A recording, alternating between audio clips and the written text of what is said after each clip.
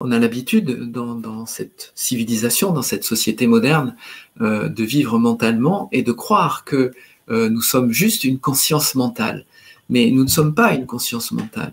Nous sommes un être qui est beaucoup plus vaste que simplement l'aspect mental, hein, puisqu'on a aussi l'aspect émotionnel, l'aspect sensitif, mais c'est ce qu'on appelle la présence, hein, dans cette voie. Être présent, c'est pas simplement être dans une conscience mentale.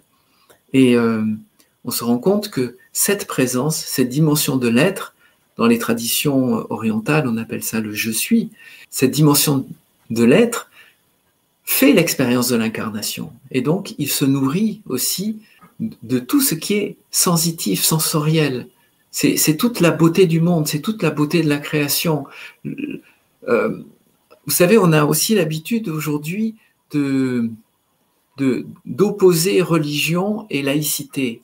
Mais non, il n'y a pas que la religion et pas que la laïcité.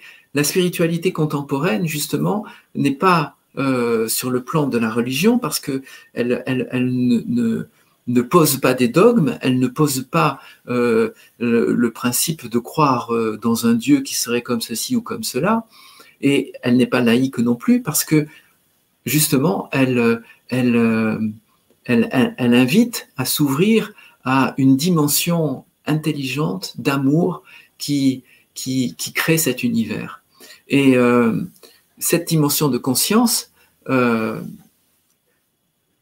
Louis, il continuait à l'appeler Dieu parce qu'il aimait bien ce terme, mais c'était pas un Dieu barbu, mais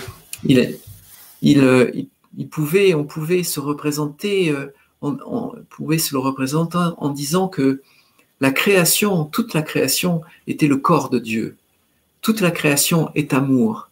Et on est dans ce corps de Dieu. Vous voyez? Donc c'est une relation au monde dans laquelle l'homme n'est pas tout puissant.